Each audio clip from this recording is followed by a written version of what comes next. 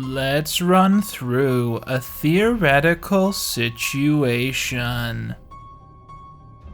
Okay, so let's say that very suddenly, and perhaps for a reason that you can't really control, you discover a huge opening of free time in your daily life. So you decide to do what you've always wanted to do. You go out back, find a patch in the backyard, and start a little garden. You don't know what you're doing, no one does at first, but this isn't for anyone else. It's just for you. So you get all the support built in, you get your seeds planted, and eventually your hard work finally pays off. And you have plants of every shape and size ready to pluck. The first week that new crop comes in, you're cooking something new, and you see that the recipe calls for one large tomato. And so you saunter out to your little patch and you carefully inspect every plant until you find the prime specimen of them all. The stock photo image of a perfect tomato. You go inside, you cook with it, and it's the best damn thing you've ever ate. Not even because it tastes good, but because you know it's something you created. Okay, second theoretical. It's 1 year later. You now serve 200,000 people, and every recipe you cook calls for more than a dozen tomatoes. You're using the same dinky garden with not a single thing replaced or even a helping hand, and as you go out once again to scavenge for supplies, you realize something. Your standards, as per what constitutes as a tomato, have drastically decreased over the past year. Sometimes you catch yourself throwing stuff into your pot that don't even look like what you're going for. Blinking red dog toys and bouncy balls that simply rolled into your garden proliferate your sustenance safe space. And you start to wonder, how did things get this bad?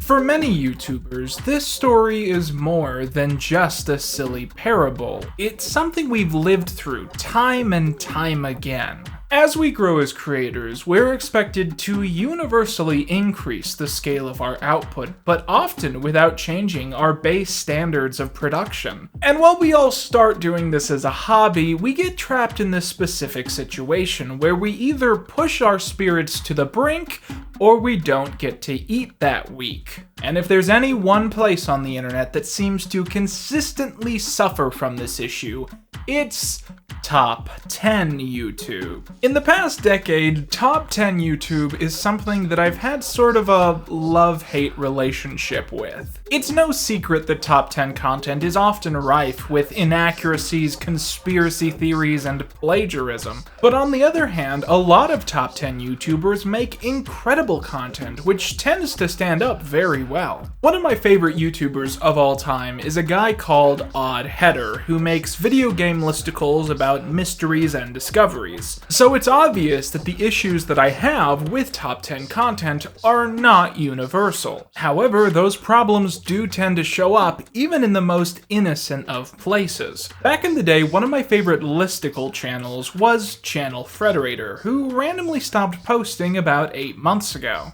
These guys would make massive facts videos about popular cartoons, toting 107 facts each and every time, and these videos were really bad. I know that's a controversial stance because people tend to really miss these uploads, but back in the day I always found I could only watch videos about shows I didn't know anything about, because if it was a show I knew even the slightest morsel of information about, I couldn't watch the videos because they were almost always guaranteed to have something completely incorrect included. My name is Tim, and today on Channel Frederator, we're counting down 107 facts about Hey Arnold. Number 59, the original ending to the episode, Pigeon Man, was a little more morbid. Instead of being flown off by birds into the sunset, Vincent would have jumped off a building and committed suicide. That particular Hey Arnold urban legend, which they just toted as a 100% complete fact when it's actually a lie, I can see believing that if you don't know how to use Google. But other times there would be incorrect things in these videos, which would be so incorrect that no one has any idea where they got this information. Number 62. If Squidward reminds you of someone on occasion, it may be because he's sometimes voiced by Dan Castanella, the same actor who voices Homer Simpson. And look, every YouTuber in the world makes mistakes. I know what it's like to rush a video out to meet demand, only to realize that you got a few basic facts wrong somewhere in the middle. But you didn't have time to make sure everything was perfect because you had to get that video out exactly when you did. So my intentions aren't to single these guys out, but more to talk about how the creative process can lower the standards of truth and make output exist on a higher pedestal than reality. And if there's any channel out there who perfectly represents the tainted nature of top 10 content, it's Chills. On the modern internet, Chills has become somewhat of a meme legend, a content cryptid, if you will. I imagine many of you at home are already smirking at the knowledge of what we're about to experience, but others are probably saying, Quinton, who is Chills? Who is this guy? Why do you want to talk about him? And well, he's this dude? Number 15.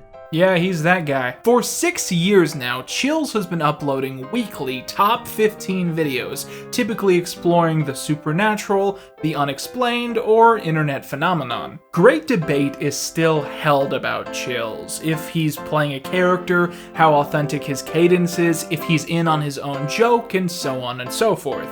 And so today, I want to answer some of those questions. But to really get into the mind of Chills, we have to go back to the beginning, which is exactly where I would like to go right now. Well, this isn't a Fallen Titans, so no need to play the intro, but this is a good chance to get a few things out of the way real quick. First off, I wanted to send a big quick thanks to my friend Hippie Rat for helping out with this one. Hippie was the guy that introduced me to Chills, and he's been a ghostwriter on this channel for a while now, and I just always want to make sure we send him some love. The last time he was on the channel, I plugged his content, and you guys got him all the way to 2,000 subscribers. And so I want to see if by the end of 2021, we can get him all the way to 10K. I think we can do it. And as always, I wanted to remind you guys to make sure you're subscribed to this channel as well. I have a few more Fallen Titans videos in the pipeline before you know what is ready, and I just want to make sure you guys don't miss any of that, so please just hit subscribe. We're trying to get to 450,000 subscribers this month, and it's going to mean so much to me if we can pull that off, and every click counts. Thank you guys so much. And finally, a big thanks to today's sponsor, GlassesUSA.com. Longtime viewers of the channel will know that I have been wearing frames from GlassesUSA.com for 2 years now, and I have never once reconsidered this choice because the quality of every pair is just that good. The site was created with one core belief in mind: that your spectacle securing escapade should be easy, fun, and shouldn't break the bank. At GlassesUSA.com, you can browse over 9,000 different styles of glasses and sunglasses, including designer brands like Ray-Ban and Gucci, alongside their own in-house lines, such as their Muse style of glasses, which I have developed quite an attachment to. The site also features an exclusive virtual mirror, where one can preview what each pair of frames will look like through the magic of selfie engineering. Additionally, GlassesUSA.com has free shipping and returns, so you can get a pair of quality frames for as low as $30, and if you don't like them, you can send them back for free. It really is a zero-risk purchase, and one which I wholly recommend. Those of you who have been watching the channel for a while know that I have been wearing these frames from GlassesUSA.com since late 2019. But personally, I feel like it's time for a change in appearance. So throughout this video, I'm going to be occasionally switching to different frames from this website, and I want your feedback on which ones look the best. So leave your feedback in the comments section below and try out this service for yourself. I promise you it is worth it. Anyways, let's get into this. One topic I have a real interest in outside of YouTube is that of cryptids. Near mythical animals which supposedly exist outside of science yet receive regular sightings despite the lack of evidence of them actually being real. Now for the most part, cryptids can be debunked very easily if one simply studies the timeline of their supposed appearances. Cryptids in general do not have consistent forms or qualities until a consistent pop culture version of that cryptid comes into being. So for instance, the earliest sightings of Sasquatch and Nessie do not describe these creatures in the way we imagine them today. But once movies, comics, and novels started being made about the creatures, well, sightings became somewhat unified rather quickly. And to paraphrase a wise time-traveling hobo, when something happens and then it's written down, that's history. When something's written down and then it happens, that's fiction. I'm going on this tangent because Chills is essentially a YouTube cryptid. For half a decade now, he has been portraying himself to have a specific stature and standing, and most importantly, a very unique voice. Number 15, A113. If you were to watch all the movies and catch this secret message, you might find it creepy and a little frightening. Are they trying to tell us something? You might start spinning out, going crazy, trying to find out what this code means. Just when you least expect it, the Illuminati appears. Chills not only uses this voice in his videos, but on occasion in his live streams and in his music. And it seems like he wants us to believe that that is how he talks in the real world, which is something a lot of people seem to take at face value. A lot of people ask me how I can manage to analyze so many scary videos without getting terrified. Well, the answer is, I'm always terrified. But when we go back to the origin story of this specific cryptid, we find out that things aren't quite what they appear to be. So Chills' history on YouTube began in December 2014. When he uploaded his first video, Top 15 True Scary Stories That Will Make You Cringe. That title might seem a little AI generated, but to be fair, I think the word cringe had a wider meaning before Leafy ruined it. Anyways, with this video, you're gonna notice the point I'm trying to make almost immediately. All of the following stories are from the Ask Reddit post, What's Your Creepiest Real Life Story? Number 15. In a cold winter night in a remote village from Quebec, Canada, me and my two brothers were asleep. In the middle of the night, someone entered our house without knocking. Where's the goddamn voice, man? Yes, when Chills first started posting to YouTube, he did it with an entirely normal cadence. Throughout the next several years, alongside having other guest voices on the channel, Chills' online persona would eventually start to shift little by little until he eventually became what we know him to be today. Number 15. The Game Boy Camera. Number 15, Candle Cove. Number 15. Mothman. Number 15, my psychotic brother. A few years ago, my brother went crazy, stabbing my sister and attacking my parents before the police were able to subdue him. This is going to be a consistent theme with Chills throughout this video. While we typically presume that he's acting in good faith and his persona is authentic, we inevitably have to begin to question if that's actually true. Now, when Chills first started to make content, he was what I would call a Reddit content farmer. This means that instead of doing his own standalone research and trying to look into these topics, he would find an r/askreddit thread with stories that were interesting from Reddit users, and he would read those out verbatim, literally with the stories still being in the first person. Number 15. I wake up to find my 3-year-old standing by the bed, staring at me, inches from me with a huge grin on his face. He's hiding our largest carving knife behind his back. Number 14. You stick one image up for every story you read, you put some creepy music in the background, and boom! You got a video with 10 million views. My favorite thing about when he would do this is he wouldn't always stop to clarify that he was reading someone else's stories, meaning it's really fun to watch these videos and pretend that all of these things actually happened to him, like you're reading through some kind of really shitty dating profile. Number 12. When I was 9, my parents split up. I'm a manager at a cell phone store. I have a ghost that occasionally visits me in my sleep. I worked at Walmart as an assistant manager. When I was a teenager, I was big into skateboarding and building ramps and shit. I was first abducted in 1987.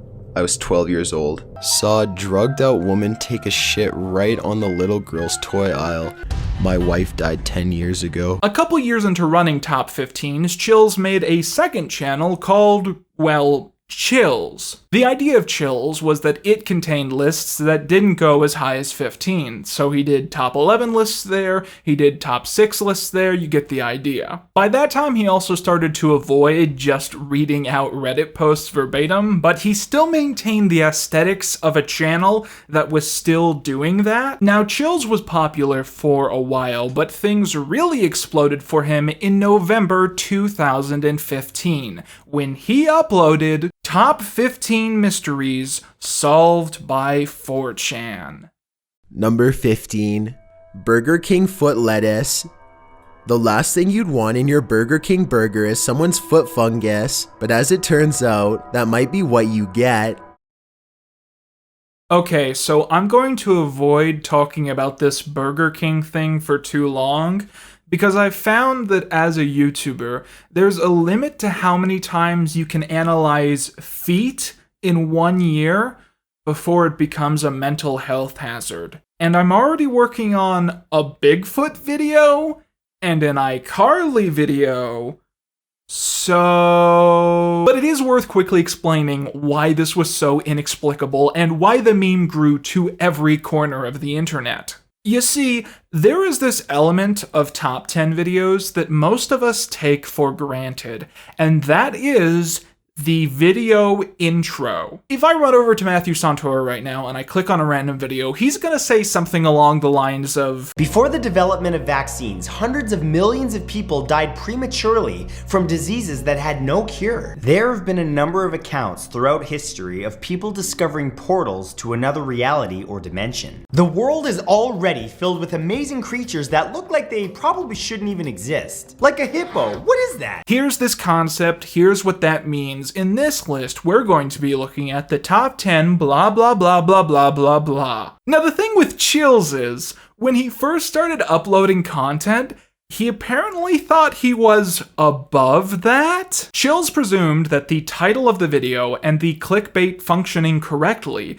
meant that he didn't need to introduce the concept, and so he would just go immediately to the top of the list. This meant that if you weren't paying 100% attention to whatever you were clicking on, if you were just kind of searching out the weirdest looking thumbnail, you would be exposed to some extremely weird sentences completely out of context. So the reason this clip went viral is that for 7 million people, when they clicked on this strange thumbnail, the very first thing they were exposed to was Number 15. Burger King foot lettuce. Now, I'm sure you'll be surprised to find out that fast food feet fodder is not the main output of the Top 15's channel. If I were to try and prescribe a specific vibe to the majority of Chills' content, I would pick videos you regret watching right before you go to bed. So he would cover topics like ghost encounters, strangers looking in through windows, unsolved murders, that kind of thing. Anything that might make you reconsider if it really is just the wind making that noise. On that note,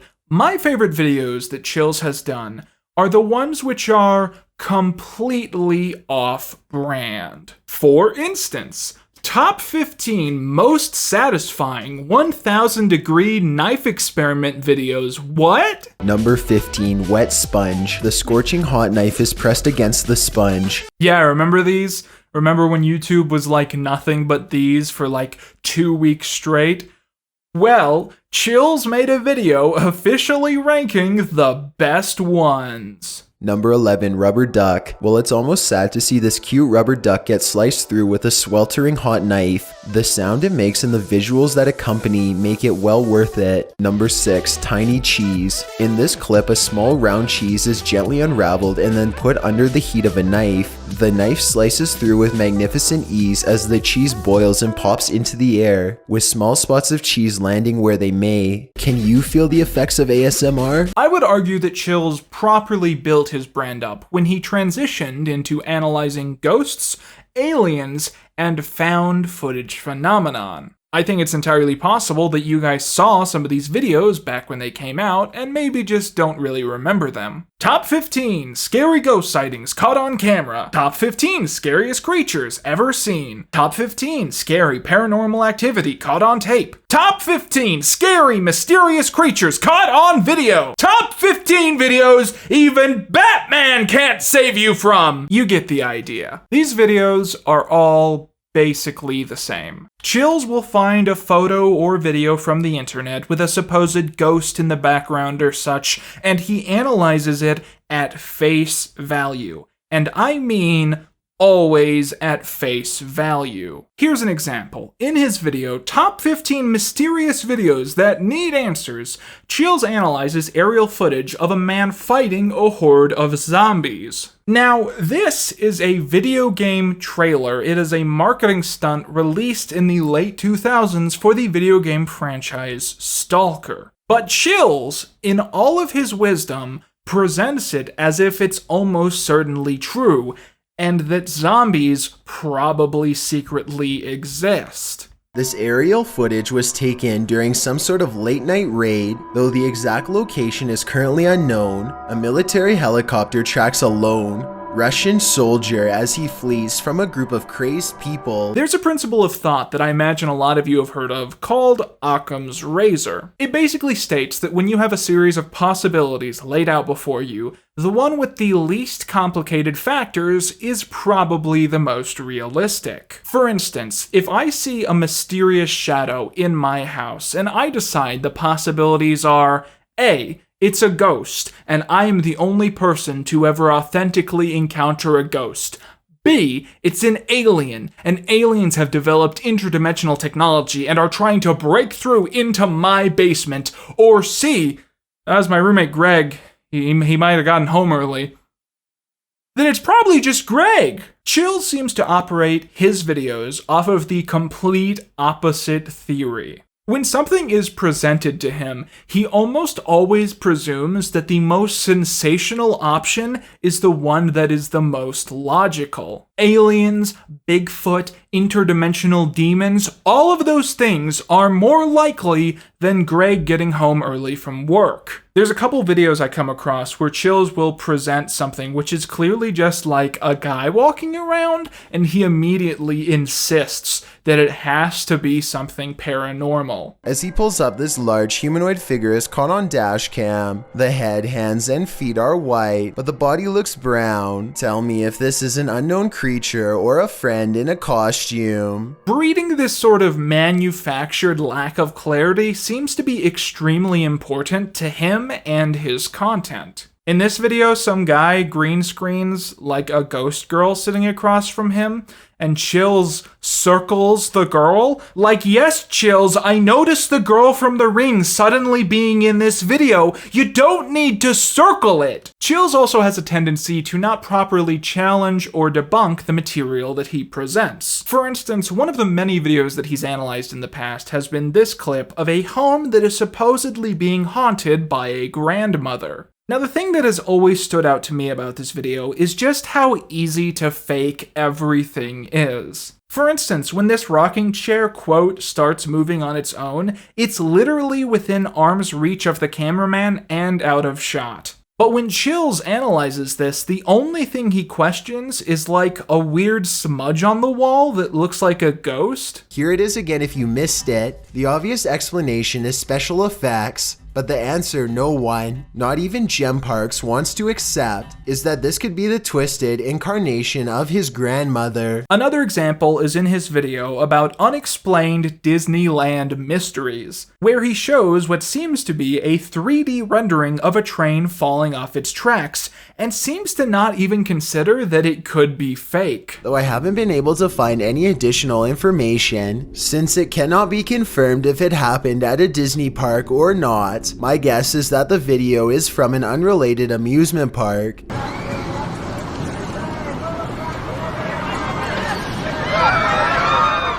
I really hope everyone is okay. And you know, it's not beyond chills to show footage of someone being hurt or killed and then continue to talk about it in the same tone he would a ghost video. In fact, he does that quite often on the channel, and it's something I'm not fond of. I don't know, just imagine getting an Uber, and the Uber has one of those self-driving cars, and there's a car accident, and you die. And then some YouTube fuckboy makes a video about you, and they call the video 10 scary videos taken before reality hits. Oh yeah, reality sure hit when I died in that car accident. But besides from the few examples of him doing that, Chills' content can primarily be boiled down to him presenting viral videos and stunts that probably aren't real entirely at face value. And I do not know how he introduces some of these videos with an entirely straight face. I bet you can't handle these scary videos without getting freaked out. Number 3. Julie, Kelly, Emily, and Liz are the ghost moms. One of the weirdest things he's ever done to me is when he presented this footage of a girl on the subway covered in blood, squirming around. Now, to me, with this particular viral video, there was always two main possibilities. Number one is that this girl is having an episode and she needs to be taken to the hospital and probably given psychiatric care. Option number two is that this is just some theater kid bullshit. And let's be honest, it's 100% the second thing. This is just some theater kids who were bored on the weekend and decided to make like a crappy zombie movie. But the weird way that Chills analyzes that clip is he not only presumes that is 100% real, but he starts talking about the girl like she isn't human. The two friends are talking about how they can help this poor creature. It's hard to tell whether she is a possessed creature or just delusional. And like, even if this video is real, which it isn't by the way, but even if this video is real, this is a girl that needs help. This is a human being. I don't understand what you gain by using language like, this poor creature. It's just such a weird choice to me to remove humanity from a situation just to give it more of like a jump scare energy. So every time I do a video like this, where I analyze some topic from like a skeptic angle and I try and debunk some misinformation, I feel like there's always a moment where we all kind of go like, wait, they really believe that? So like when the guy in the 2012 documentary thought he had found Atlantis in the middle of a random forest, or when History Channel thought that a photograph of one of the Three Stooges was actually a picture of an elderly Adolf Hitler. Like that arena of stupidity, you know what I mean? And it might seem like we've already hit that point a few times throughout the course of this video, but I promise you that the next thing we are going to look at is absolutely next level. And in my opinion, this is the most perplexing thing that Chills has ever put in one of his videos. Number 9. Jake Gardner was walking around the woods during his lunch break one day in La Crescenta, California, when he heard some strange chirping noises in the trees above. So he took out his cell phone and started recording what he thought could be his last moments alive. He didn't see anything, but he couldn't shake the feeling of impending doom. When he went home, he was able to make out this strange figure on camera. Honey? That's a leaf. He was able to make out this strange figure on camera. That is a tree appendage? Those are usually attached like that. They go on branches. The mysterious sighting was interesting enough to make the local news. Wildlife officials admit that this appears to be some sort of ape-like creature. Who said that? Give me names. Give me official names, because whoever said that needs to be stripped of their titles. I am not trusting forest fire prevention to someone who thinks that this and this are the same thing. Let me know if you agree with their assessment, or if you side with the people who say that it could be some kind of rare creature or even a genetic experiment. Okay, so legitimately, guys. Sometimes I make a video to prove a point. Sometimes I make a video because I have a thesis statement I want to share. Sometimes I make a video because one thing bothers me so much that I have to vent about it to someone. My friend Hippie showed me that video about a year ago, and it has been lodged in my brain ever since. And so I've been sitting here wondering, this whole pandemic really, does Chills not know better? Or is this all just like a bit he's doing? Is this all a grift? Is this all a ruse? And shortly after Hippie showed me that, we found another video that seems like it answers every single question that we had.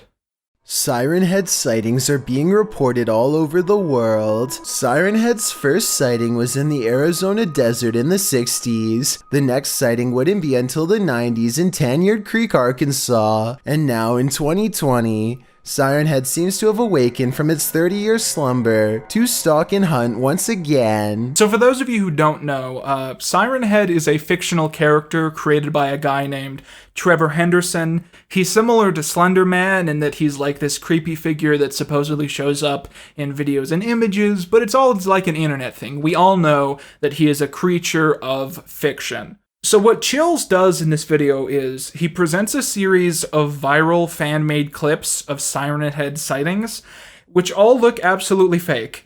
And in every case, he tries to play up the plausible deniability of them maybe being real.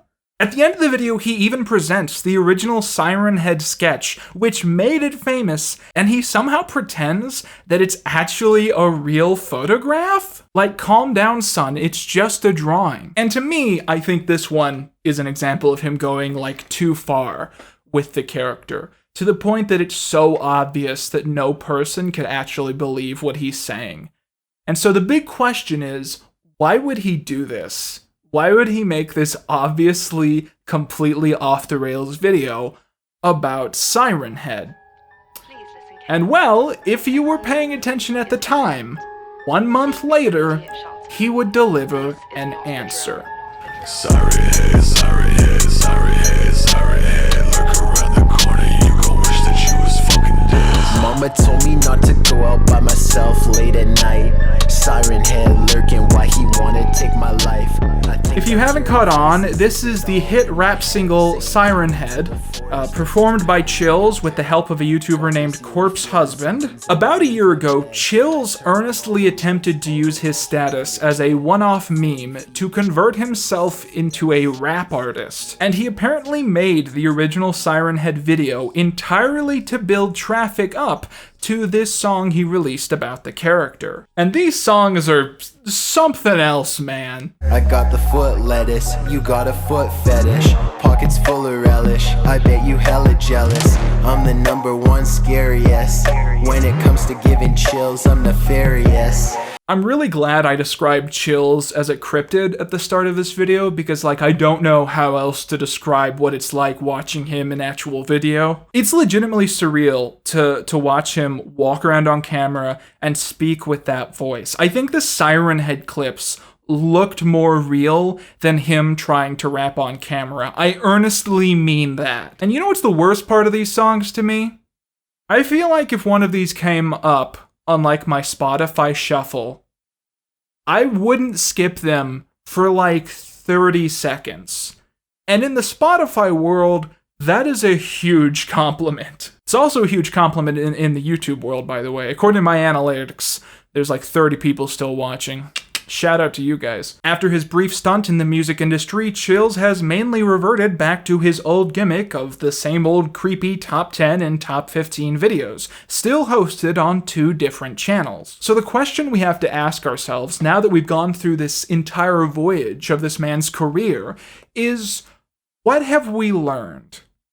And personally, I haven't learned anything. But if I were to pretend for a moment that that wasn't the case, I would say that Chills is a creator who is a lot more self-aware than people give him credit for. But he chooses to override that self-awareness in many cases just because he understands that he exists to fill a quota. And it seems like he spends a lot of his time now trying to figure out if he wants to play into the character that he's become infamous for, or if he wants to try and back away from that as much as he can. For instance, about a year ago, he stopped putting numbers in his videos. He stopped going, number 15, clearly because everyone thought it was funny that he did that. But on the other hand, back in December, he made another Siren Head video where he reverted back to inserting numbers like that. So I think his old brand isn't quite as dead as one might presume. You know, I'm not sure if I've made this explicitly clear recently, but I'm not really in the arena of canceling people right now. I don't think it's my vibe. It's not really what I'm going for with my content. So I hope that if Chills ends up finding this video, he can kind of laugh at it, you know, and have a good time. Because I just think his stuff is funny, and I wanted to share it around. Like, I don't want to start drama or anything like that. If you've gotten this far in the video, why don't you go down below right now and make sure you're subscribed. We're trying to get to 500,000 subscribers by the end of the year, and every person who clicks that button helps us along on that journey. I want to send big thanks to Hippie Rat for helping me write this one, and all my Patreon supporters for reading the script. I want to send a big thanks to the animator that you can also find in the description. If you want to support the channel further, consider checking me out on Patreon. We have a bunch of stretch goals we're trying to get to that I'm hoping to preview in the next few videos. And if you're curious about the iCarly project, you want to know where I am with that and why that isn't out yet, I've been posting updates on Patreon, so if you want to be in the loop, that's the place to be. And of course, if you've liked any of the frames I've worn during this video, you can find all of those in the description down below. Support GlassesUSA.com because they support this channel, and they're a great service. They're my favorite sponsor, and I'm so happy that they've come back this year. With that, I've been Quinton Reviews. This has been my Quinton Quarantine, and that's all you need.